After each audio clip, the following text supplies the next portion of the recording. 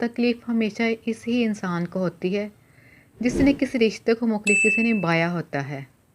جب کوئی انسان کسی رشتے کو اپنی سب سے قیمتی چیزوں میں سے وقت، احساسات، جذبات، اپنائیت اور مخلص بان دیتا ہے تو اس کے ٹوٹنے کے بعد کی دراریں بھی بہت گہرائی تلک جاتی ہیں۔ پتہ ہے انسان کی سب سے بڑی خواہش کیا ہوتی ہے؟ کسی نے بہت ہی خوبصورت جواب دیا، چاہے جانا۔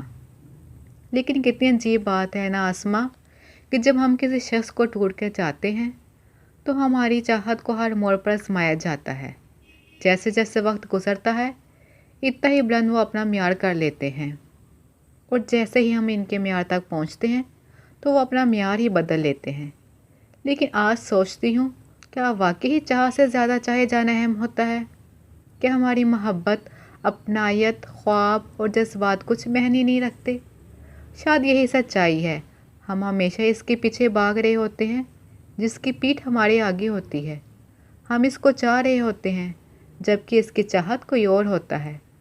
بس جب معلوم ہو جائے کہ جس کے پیچھے ہم ہیں اس انسان کا معیار کوئی اور ہے تو خود کو تھکانا نہیں چاہیے، بس پیچھے مڑ کے اس انسان کا ہاتھ تھام لینا چاہیے جو آپ کے پیچھے بھاگ رہا ہے، کیونکہ چاہے جانا ہی زندگی کو گلزار بنا دیتا ہے، جبکہ اکثر ہی چاہتے انسان کو نفسیاتی مریض بنا دیتی ہیں۔